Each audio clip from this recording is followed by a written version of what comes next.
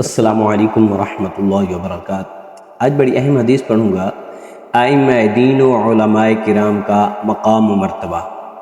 اللہ تعالیٰ نے ائمہ دین اور علماء کرام کا کیا مرتبہ مقام عطا فرمایا ہے، یہ حدیث سماعت فرمائیں۔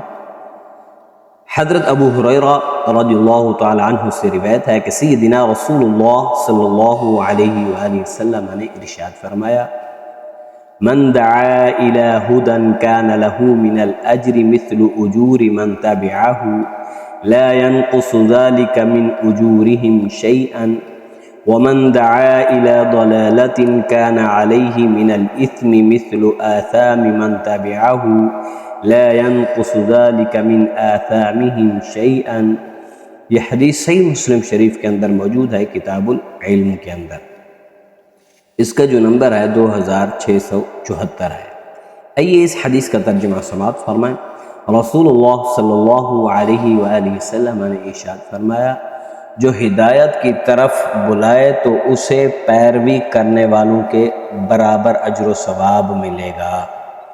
یعنی ایک عالم دین نے کسی قوم میں کچھ لوگوں کو خطاب کیا تو وہ لوگ نیک عمل کرنے پر لگ گئے، گناہوں کو انہوں نے چھوڑ دیا، تو اب جتنا ہی وہ خود نیک عمل کریں گے تو اتنا ہی اس عالم دین کو بھی ثواب پہنچے گا۔ آگے فرمایا، پیروی کرنے والوں کے ثواب میں کوئی کمی نہیں ہوگی۔ جو لوگ نیک عمل کر رہے ہیں ان کے بھی ثواب میں کوئی کمی نہیں ہوگی، اللہ رب العالمین ان کو بھی پورا ثواب عطا فرمائے گا، اور جن کے کہنے پر یہ لوگ راہ راست پر آ گئے تو ان کو بھی اللہ تعالیٰ اجر عطا فرمائے گا۔ آگے حدیث کا حصہ سماعت فرمائیں۔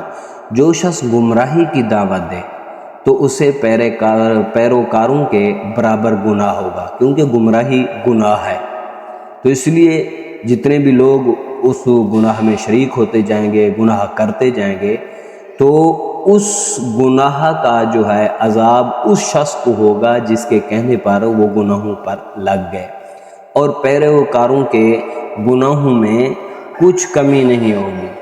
تو اس لیے اس حدیث سے معلوم یہ ہوتا ہے کہ ہمیں چاہیے کہ لوگوں کو نیک عمل، اچھے کام کا حکم دیں اور برے کاموں سے ہم روکیں۔ اگر ایک شخص بھی ہمارے کہنے کی وجہ سے یا کسی بھی عالم دین کی کہنے کی وجہ سے گناہ پر لگ گیا تو پھر اس کا گناہ اس کو بھی ہوتا رہے گا، اور جس کے کہنے پر اس نے کام شروع کیا تھا اس کو بھی ہوتا رہے گا۔ جیسا کہ آج کل وہ انجینئر ہے، لوگوں کو گمراہ کر رہا ہے، تو اس لیے اس کو بھی گناہ ہو رہا ہے، اور جو لوگ اس کے آگے بیٹھے ہوئے ہوتے ہیں، یہ سوشل میڈیا کی پیداوار، ان کو بھی ہو رہا ہے۔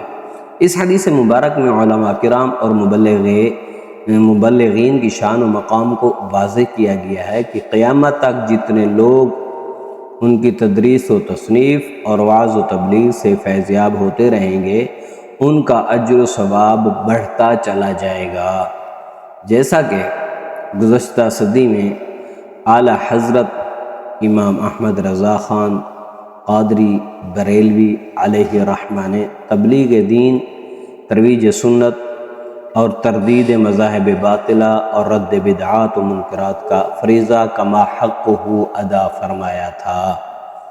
تو ہمیں بھی چاہیے کہ ہم اپنے مذہب، حق اور سچ کے ساتھ ہم کھڑے ہوں، اسلام کے ساتھ کھڑے ہوں، جو گمراہ لوگ ہیں ان سے ہم بچتے رہیں۔ تو دعا ہے اللہ تعالی ہم سب کو اس حدیث پر عمل کرتے ہوئے